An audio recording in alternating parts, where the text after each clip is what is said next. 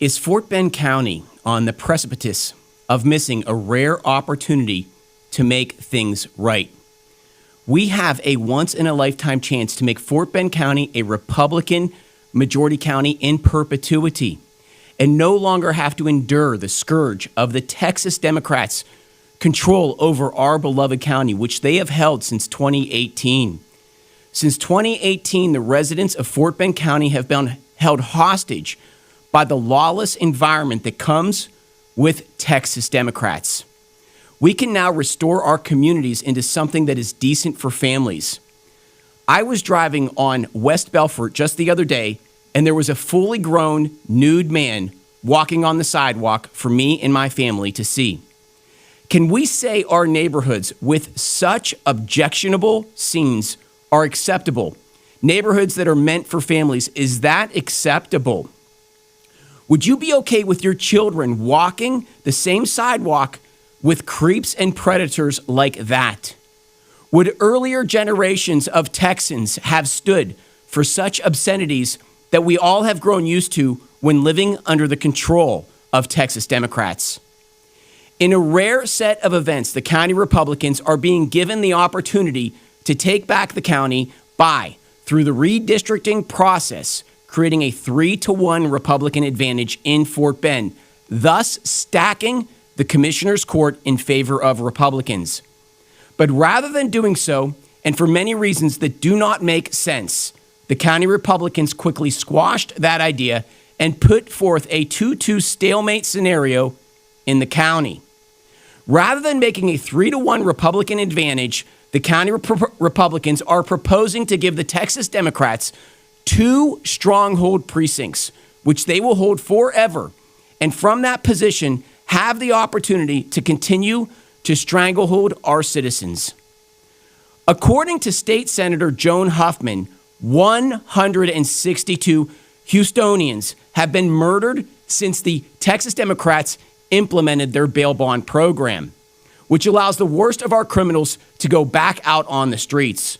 162 innocent lives were ended by the Texas Democrats' policies, and yet our county Republicans are giving this demonic bunch a chance to live to fight another day in next-door Fort Bend. In the past 3 weeks, 22 murdered victims, 22 dead bodies have been pulled out of the Houston bayous. 22 murdered, dead people, innocent, murdered and thrown into the bayou water because of Texas Democrats. And yet here in next-door Fort Bend County, county Republicans are allowing this abscess to grow even further. And sure enough, right on target, the violence now spills into Fort Bend County, where 4 innocent lives were gunned down in Sugar Land, Texas. Our first drive-by shooting. Rat-a-tat-tat gangland style, like something out of Compton, we now have dead people in Fort Bend. All because of Texas Democrats' lawlessness that they put on us. And the county Republicans do not have the courage to stand up and put an end to this. And we have to ask why. When the opportunity arose in Fort Bend for redistricting, county residents waited with bated breath for the one option that we all knew existed and could not wait to see it happen. That is the 3-to-1 Republican option. A 3-to-1 advantage for Republicans. Everyone knows it, and everyone cannot wait for it to happen. Everybody wants law and order restored to our county. And while county residents are waiting with glee, the Texas Democrats are sweating it. They know their end is near. They are praying to Lucifer for one more chance. They fully understand the severity of the situation, which is to potentially lose control over the nearly $1 billion county budget. This is a nightmare scenario which is unacceptable to the Texas Democrats. However, they should not worry because the Republicans are here for the Texas Democrats. Instead of simply approving a 3-to-1 Republican county map, the Republicans are instead going forward with a stalemate. They intend to approve a 2-2 Republican-Democrat map, which in doing so ensures the Democrats stay in the game.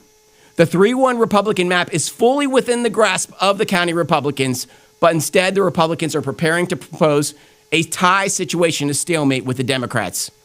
How did this happen?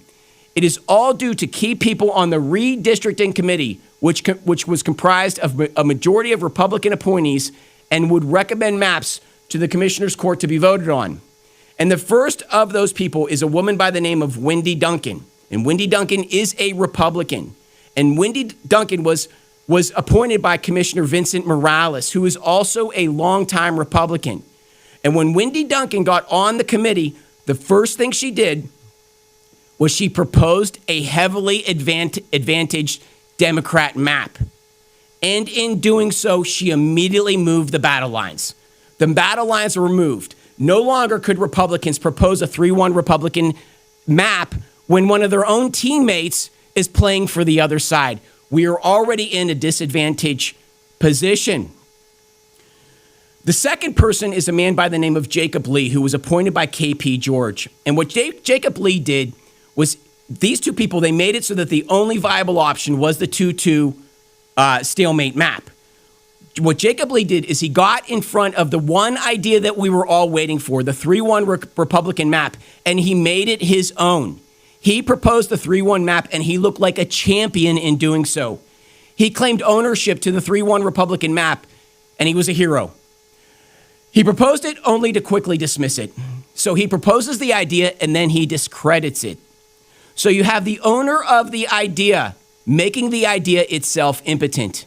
He takes the sting out of it, because if even the owner of the idea thinks it's not a good idea, then it must not be a good idea. So thus you have it, your Republicans essentially moving the battle lines. They move the battle lines, and they have the battle lines redrawn to where we must now fight and pray for a 2-2 stalemate with the Democrats. Do you see how they did that? They quickly shifted the battle lines, and now they have all of us rallying for a 2-2 map. And it's from this line, the 2-2 position, that we will now make our stand. It's for this position that county Republicans will now find the fight in themselves. They'll find their courage, and they'll fight with everything they have. It's from here where they've given the Democrats so much that they will now be the tough county Republicans that they think they are. From here, they make tough and witty memes, mocking Dexter McCoy, and they pretend that we are winning. They're not going to give you the 3-1 map, the 3-1 Republican map. Do not be foolish. But they will give you a stalemate, and you had better be happy with that. The reason they use to justify the 2-2 stalemate is that they say the 3-1 Republican map is just too risky. The margins are too thin, and it's just too risky. And there it is once again. When the establishment wants something, what do? They induce fear. They inject the fear element. Put on your mask. Safety first. Better safe than sorry.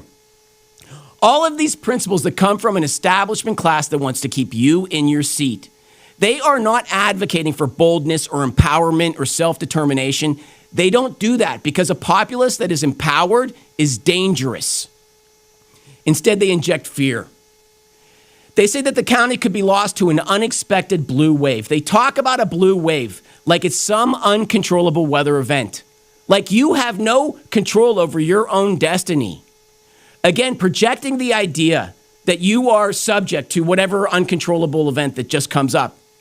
You better be afraid of that blue wave. It might just get you. But the truth is the 3-1 Republican map has margins that are good enough. And the way it should be communicated is that the county is now being given an advantage, an opportunity in all areas. And at the same time, any lead can be lost with inactivity. So take your advantage and run with it. Be empowered. Take hold of your future and save your county. And that's the message that should be given. But your county Republicans are not going to do that.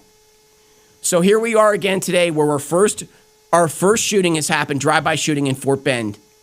And now we have to ask the question, is this just the beginning of Texas Democrats' lawlessness and the violence, the threats that are available to our people in Fort Bend County because of the lawlessness that is the Texas Democrats? And are the county Republicans standing down in spite of it? That's a question for you to answer. But in this exercise, I exercised my First Amendment right to address my county governance. And I understand in doing so that I upset everybody in the county establishment, and I don't give a gosh darn. And every citizen in Fort Bend County has a right to address their county governments because the county The establishment, the political class, is here to serve us. It is time they put us first and no longer put themselves first. We are not here for them. Go listen to their arguments. All of their arguments are about the political class, and their arguments about the citizenry come last. It's time for county residents to put county residents first and the safety of our people first. And it's time to end this lawless regime that is county Democrats in Fort Bend County. It's up to you to exercise your First Amendment right and let them know where you stand on the redistricting process in Fort Bend County. Thank you very much for your time. Have a great week.